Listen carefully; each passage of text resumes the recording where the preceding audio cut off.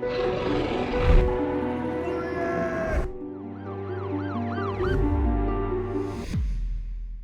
following are two reincarnation stories. Nicola Wheater. When Nicola was just 5 years of age, she told her mother that she had lived a past life in the village of Haworth, near West Yorkshire in England.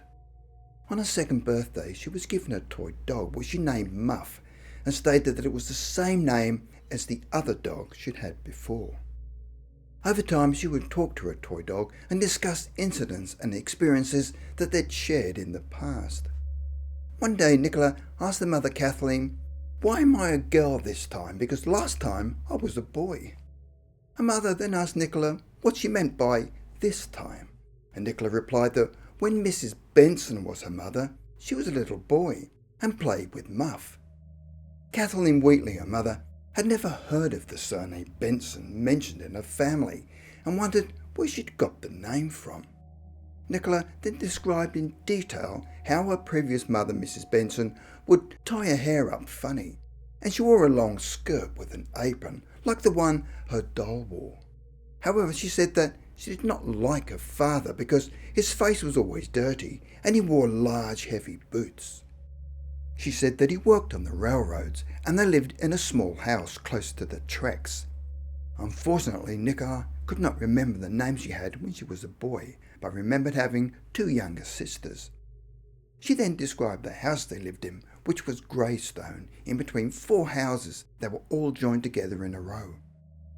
Nicola said that at the back of the house were fields, where she would play with Muff and another young friend, and they sometimes played near the railway tracks, which his mother did not like him doing.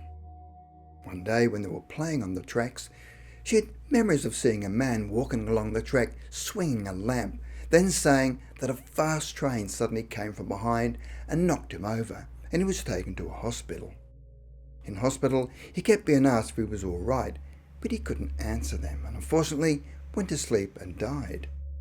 She said he went to heaven and met other people before being born again, but added that, "I didn't really die because I came to you, and now you are my other mummy." Kathleen decided to take Nicola through deserted country lanes and windy moorlands, heading towards the village of Haworth. It was a place she'd never visited before, and after a while Kathleen became lost. Nicola then said that she knew the way to go, and proceeded to direct her mother down unmarked lanes, and they eventually arrived in the village of Haworth.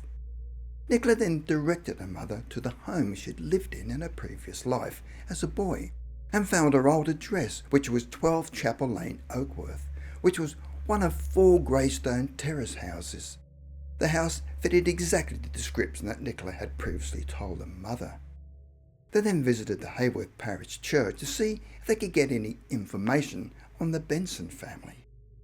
The rector of the parish said that the name Benson was not known in the parish, but nevertheless gave them permission to check the records for births, deaths and marriages, but told them it would probably be a waste of time. As Kathleen was checking the names on the records in the old books, she came upon the surname Benson and found an entry for the birth of a baby boy by the name of John Henry Benson, dated the 20th of June 1875. The father's name was Thomas Benson, a railway plate layer, and the mother's name was Lucy Benson. Kathleen then researched the archives at the City of Bradford Metropolitan Council offices with the help of a Mr. Ian Dewhurst. They checked the census records for the year 1881. The address of 12 Chapel Lane, Oakworth, showed Thomas Benson, 29 years of age, railway plate layer, wife Lucy, 30 years of age, daughter Hephzibah Benson, 3 years of age, and Sellers Benson, 6 months old. There was no mention of their boy John Henry Benson in the 1881 census, as you'd seen recorded in the church records, which suggests that he must have died before the census records were taken in 1881. The fact that Nicola had remembered having 2 sisters that were recorded in 1881 means that John Henry Benson must have died between 1880 and 1881, which would have made him only 6 years of age when he was fatally struck by a train. There appears to be no doubt that Nicola had recalled a past life as a boy who lived and died at the end of the 19th century. What other explanation could there possibly be? And how was she able to recall her previous signing of Benson and the location of the house? Jonathan Pike. When Jonathan was 3 years old, his family moved from Holbridge, Essex, England, to Priory Park near Prittlewell, close to Southend-on-Sea in the southeast of England. One day, his mother Anne and Jonathan were walking through a park and noticed some men gathering leaves and twigs and placing them onto a large pile before burning them in a large blazing brazier fire pit. It was at this point that Jonathan casually told his mother that when he was 10 years old, he used to come to the park and set fire to the piles of leaves, where a policeman would then chase them away.